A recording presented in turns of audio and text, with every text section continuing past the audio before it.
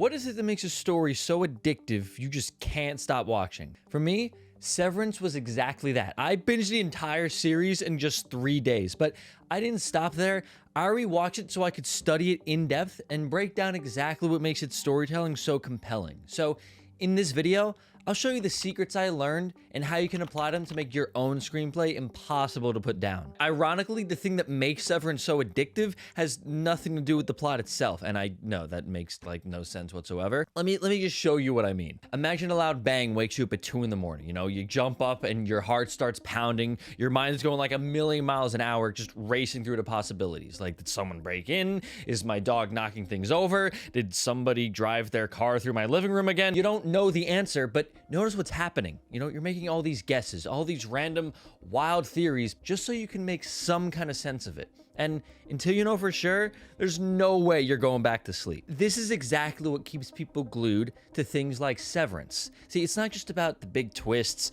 explosive reveals, or shocking plot points. It's about creating this feeling, you know, keeping people leaning in, desperate to make some sense of everything. When you can get your audience anxious to figure out what's going on, even when nothing is technically happening, they can't look away. And here's the trick. It comes down to something known as a knowledge gap. The secret isn't just in what you tell your audience, it's in what you don't tell them. And Severance is a masterclass in this. So let me show you exactly how it does this and how you can do it too. A great place to start is the very first episode. Like, when I first watched it, I was kind of lost. Not in a way that I was confused. I just wanted to know what was going on, you know, because Helly wakes up in this strange room with no idea who she is. And then later when she tries to escape, she just ends up in this endless loop where she just keeps going in the same hallway over and over again. And then you have Mark going up the elevator and his head like morphing into a weird shape. Like, I'm just like, what's going on? That right there is the genius of it. The show just drops you right into the middle of it. You know, there's no context, there's no explanation whatsoever. And because of that, you just have to keep watching. You know, you need to figure out what the hell is going on. And then finally, they give you just this little sliver of clarity. I give consent for my perceptual chronologies to be surgically split, separating my memories between my work life and my personal life. I acknowledge that henceforth my access to my memories will be spatially dictated. Once this gets revealed, this huge wave of dopamine just washes over you, or well, at least it did for me. And it's like, it's not just relief, it's almost like a reward, because you've been hunting for the answers and finally the show throws you a bone. But of course, this just leads you to ask more questions. This is one of the most powerful types of knowledge gaps that anyone can create. It's because you don't know what's going on, and neither does the character. You know, you're not just watching the story unfold from the outside, you're in the dark with them. So how can you apply this in your own writing? If you work with me in my coaching program, you've already heard this example. But let's say that your character meets a strange woman and she seems normal, but something's off. And the truth is, she has superpowers, only you don't tell anyone that. Instead, you just hint at it. You know, maybe she catches a glass of water before it falls without even looking at it. Someone cuts her arm, but she doesn't even bleed. You're not giving them any answers. You're giving them just enough so that there's like this itch in the back of their mind going, what's going on here? Like, I don't get it. This is what keeps them glued in the story until they find out, because once they've started guessing, they need to find out if they're right. But that's just one way to use knowledge gaps. So how else can you keep your audience dying to see what happens next? There's another version of knowledge gaps that Severance pulls off perfectly. One that it not only hooks your audience, but it makes them emotionally invested in your characters. By the way, if you haven't figured it out, I am going to be spoiling some of Severance season 1. But towards the end of it, we discover that Mark's wife, Gemma, is actually alive. Now, what if we had just learned this out of nowhere? You know, it might have been kind of surprising, but it just wouldn't have hit as hard. What makes it work is that we've been with Mark the entire time. You know, we've seen him grieve. We've seen him visit the site of the car crash. So when the show reveals that Gemma's actually alive, but Mark has no idea, all we want is for him to find out. This is where the magic happens. You know, there's this brilliant scene where Rickon mentions that he has a photo of all of them together. You had to deal with Gemma's passing in the way that was best for you. You know, I was scrolling through old pictures this morning and I found one of the 4 of us on the crest hike. You remember the funny bees? Do you have that on you, picture? Sure, I should. the writers know exactly what they were doing here. Because as soon as Rickon said that, I couldn't help but get out of my seat and just start yelling, like, show him the picture. Because I know that once he did, Mark's Innie would know that his therapist is not only his outtie's wife, but she's still alive.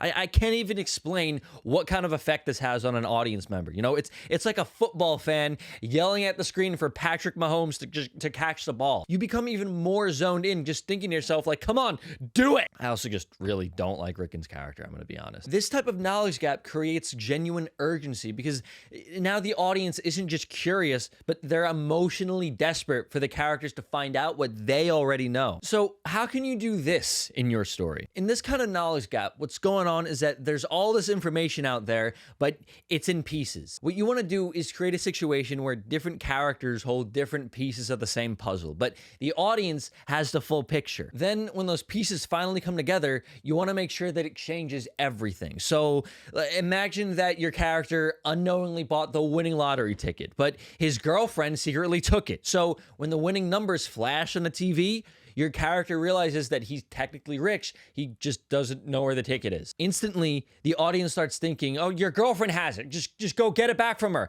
And now there's so many different ways you can play with this knowledge. Anytime the character's in a room with his girlfriend now, the audience is just gonna be biting their nails, desperate for him to find out that there's $100 million check right under his nose. This is how you create stories that don't just make people wonder, but it makes them beg for the next page. Now, there's another type of knowledge gap that's pretty simple, but when you do it right, it pulls your audience even deeper into your story without them even realizing what's happening. This is how it works. In one of the first scenes of Severance, we see Mark alone in his car crying before he gets into work.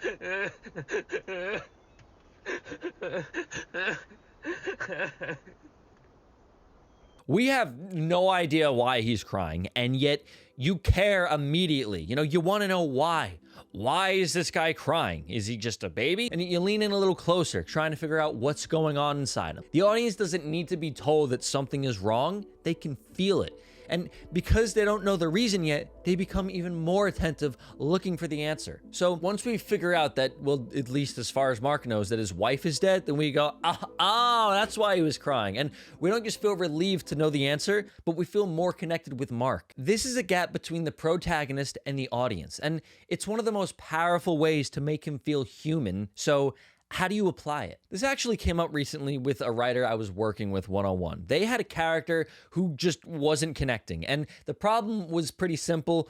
We knew everything about them too soon. So what we did was we gave the character a wound, like a past event that shapes them deeply, but we didn't reveal it right away.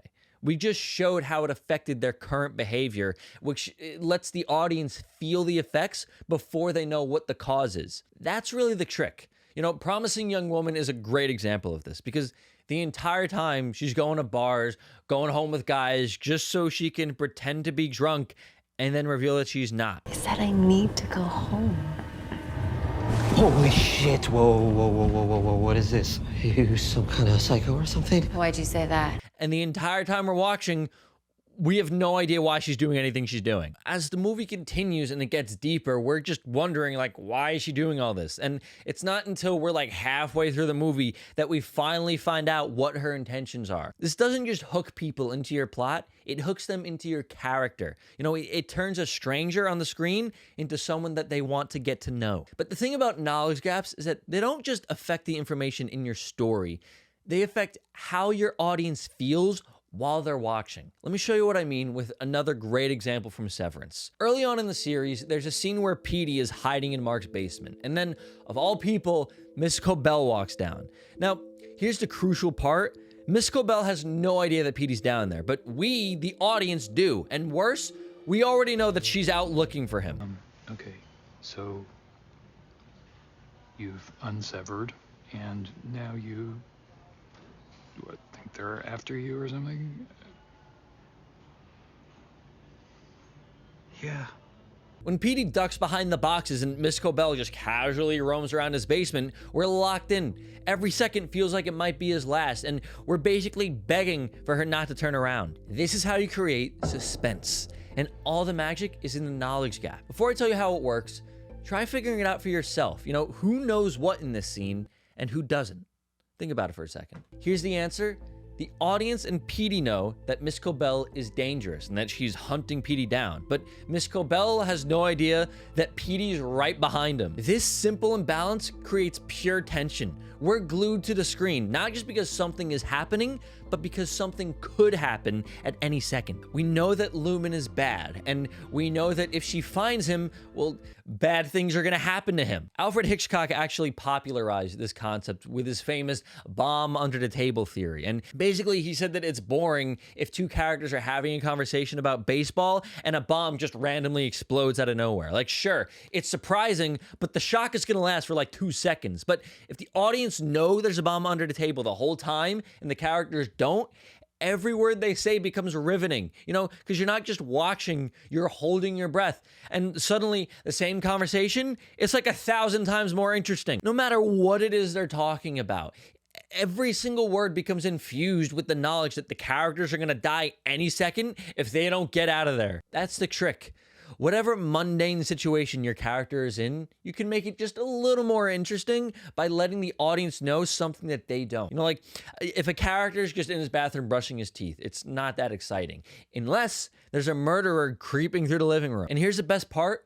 The audience has no idea what's going to happen. You know, we don't know what the characters are going to do or if they're even going to escape this danger. And this eagerness to find out, this knowledge gap, is what keeps people watching. But maybe you're still wondering, how do you actually do this? How do you structure your story so that the audience is constantly hooked without getting stuck halfway through? If you want to learn everything that I know about screenwriting, click this link to this video here to learn exactly how to do that.